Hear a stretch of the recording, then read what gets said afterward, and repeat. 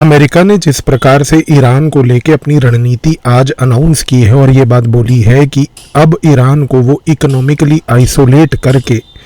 Economic sanctions के तहत tackle करने जा रहे हैं, इस रणनीति से दो चीज़ें बड़ी स्पष्ट होती हैं। पहला कि 28 फरवरी 2026 को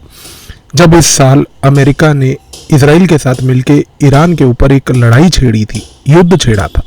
उस युद्ध में अमेरिका का ऑब्जेक्टिव था कि वो ईरान के अंदर एक रेजिम चेंज ऑपरेशन कर पाए, जो उसने अलग अलग स्थानों पर पहली बात इम्प्लीमेंट करके रीसेंट टाइम्स में परफेक्ट किया था, जिसमें उसने शुरुआत श्रीलंका से की थी। उसके बाद ये मॉडल इमरान खान की रेजिम पाकिस्तान में डिसमेंटल करने के लिए आया, followed by that Bangladesh, Nepal और टू सम एक्सटेंट इंडिया में 2024 इलेक्शन से पहले हल्की फुल्की कोशिश, उसके बाद अभी भी रीसेंट टाइम्स में कुछ कोशिशें। ये जो मॉडल अमेरिका ने परफेक्ट किया था, इस मॉडल को परफेक्ट करने के बाद अमेरिका का ऑब्जेक्टिव ये था कि अगर हम ईरान के अंदर खोमेनी को ओवरनाइट एक स्ट्राइक के तहत मार देते हैं, तो जो एक फिगर था, अथॉरिटेटिव फिगर, जिसके तहत लोगों के अंदर एक भ्रम और डर बैठा हुआ था,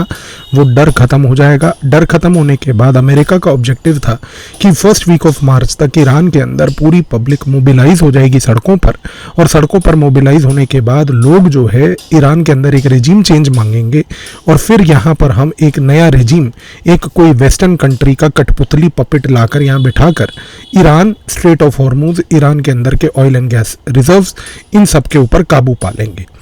लेकिन अनफॉर्चुनेट रियलिटी ये है कि अमेरिका की ये मंशा पूरी नहीं हो पाई। इनिशियल लेवल पर उसने अग्रेसिव मिलिट्री ऑपरेशंस करे। इस मिलिट्री ऑपरेशंस में अमेरिका की दुर्गति हुई।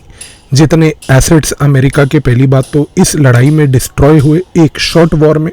आज अमेरिका के जितने भी मिलिट्री हिस्टोरियंस, अगर आप उनकी रिपोर्ट्स जो आ रही हैं वो पढ़ते हैं, तो आपको समझ आएगा कि वो ये बात को बार बार उजागर करते हैं कि अमेरिका का ये लॉस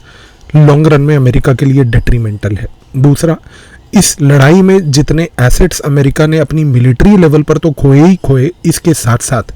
ईरान की जो रणनीति थी वो बड़ी स्पष्ट थी, जिसको जानने की आवश्यकता है। और वो इसलिए इम्पोर्टेंट है क्योंकि इन सब चीज़ों से मैसेज भारत के लिए बहुत बड़ा निकलता है। ईरान ने रशिया और चाइना की इंटेलिजेंस का प्रयोग करके, उनकी सैटेलाइट इमेजरी का प्रयोग करके अमेरिका के मिडल ईस्ट के अंदर पूरे के पूरे जितने भी अमेरिकन बेसिस थे उनको सबको ध्वस्त कर दिया। मिलिट्री बेसिस पब्लिक मैप्स पर कभी अवेलेबल नहीं होते। हर देश के अपने मिलिट्री बेसिस होते हैं, भारत के भी हैं,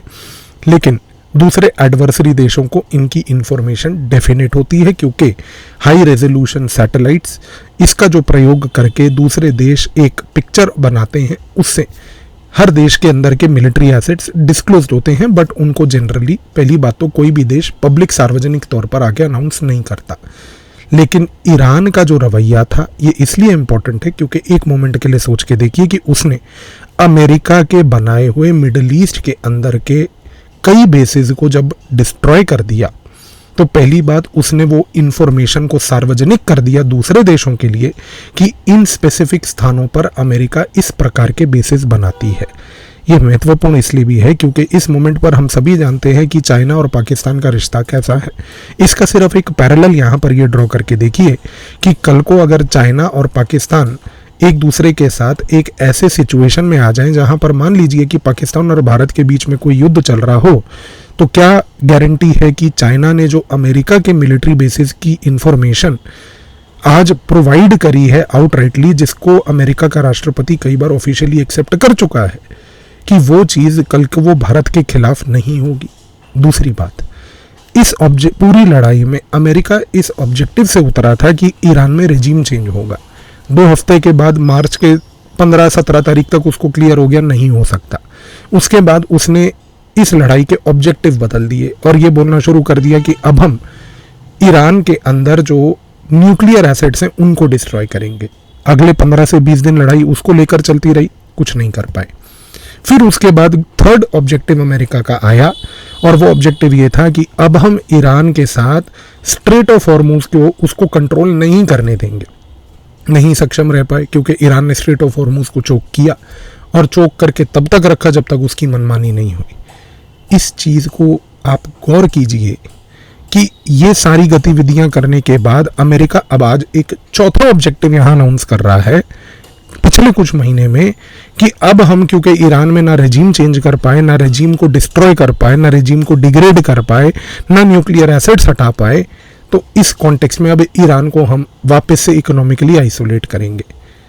क्वेश्चन ये है कि 4 बार जब आप ईरान की इस लड़ाई में एक शॉर्ट नोट पर अपने ऑब्जेक्टिव्स ही मिलिट्री लेवल के बदल लेते हो, तो इससे सबसे बड़ी सीख यहाँ पर पहली बात तो ये मिलती है कि ये समझ आता है पूरे वर्ल्ड को, खास करके वो लोग जो जियोपॉलिटिक्स में दिलचस्पी रखते हैं, कि अमेरिका की पावर दिन प्रतिदिन अब कितनी लिमिट हो गई है। वो लिमिट इसलिए हो गई है कि अमेरिका एक सिंगल पॉइंट ऑब्जेक्टिव को लेकर जिसके तहत वो लड़ाई में उतरा था, वो अपने उस मिलिट्री ऑब्जेक्टिव को ही अचीव नहीं कर पाया। इससे बड़ा लिमिट ऑन अमेरिकन पावर आज की डेट में शायद अमेरिका के खुद के इतिहास में भी पहली बात कभी दर्ज नहीं हुआ होगा। दूसरी चीज,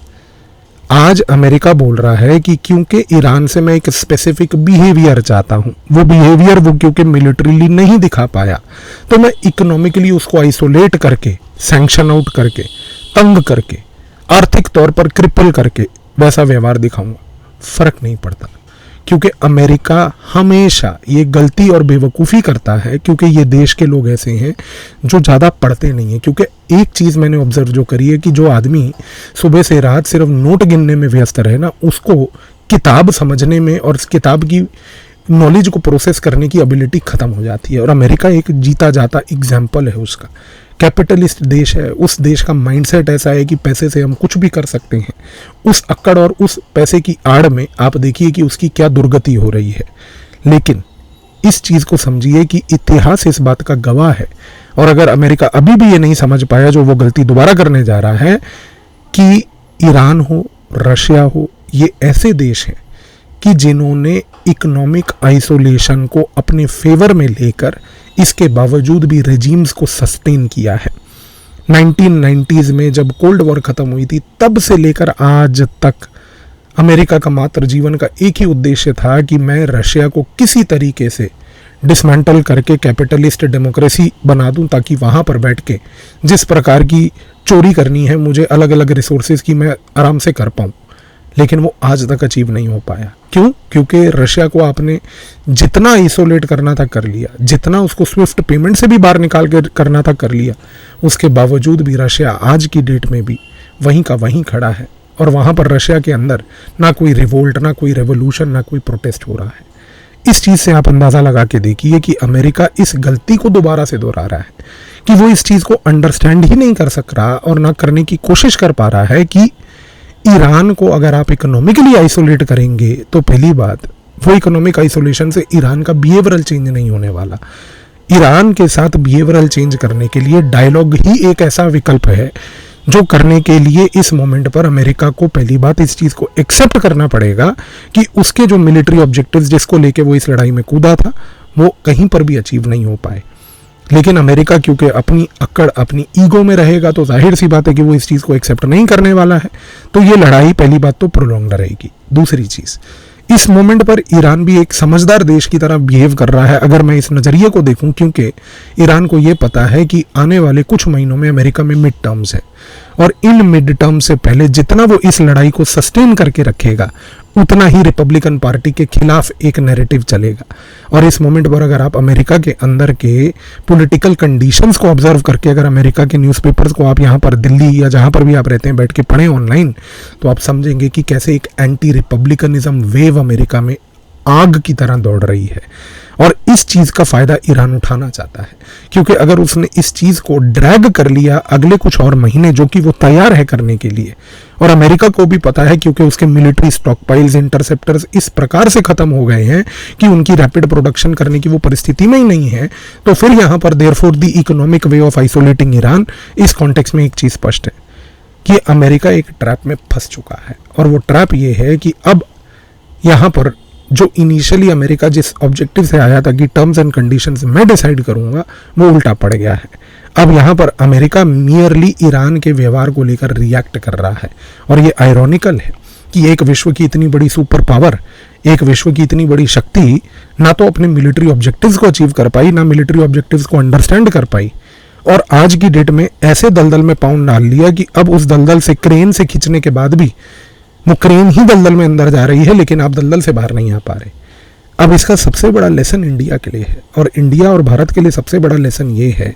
कि आपको इससे अमेरिका के रवैये को समझने की आवश्यकता है। अमेरिका का रवैया यहाँ पर यह है कि अमेरिका, अगर आप उसके साथ हाँ में हाँ नहीं मिलाएंगे तो वो आर्म ट्विस्टिंग करेगा। भारत के साथ वो मिलिट्री आर्म ट्विस्टिंग करने की औकात नहीं रखता। उसको अगर भारत को आर्म ट्विस्ट करना है तो वो केवल और केवल इकोनॉमिकली करेगा। मिलिट्रीली उसने एक बार करने की कोशिश की थी।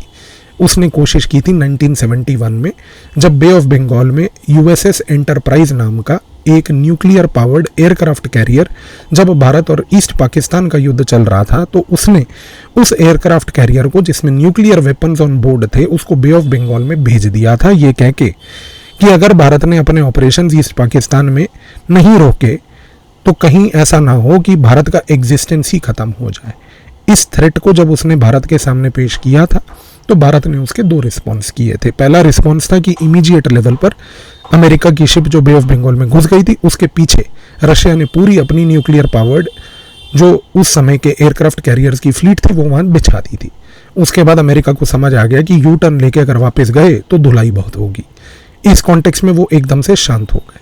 लेकिन उसके बाद का जो दूसरा रिस्पॉन्स भारत का था वो ये था कि क्योंकि हमारे पास न्यूक्लियर वेपन नहीं थे उस समय, इसलिए आपने हमारा न्यूक्लियर ब्लैकमेलिंग किया। तो भारत ने 1998 में अपने न्यूक्लियर वेपन को टेस्ट करके एक न्यूक्लियर वेपन स्टेट अपने आप को घोषित किया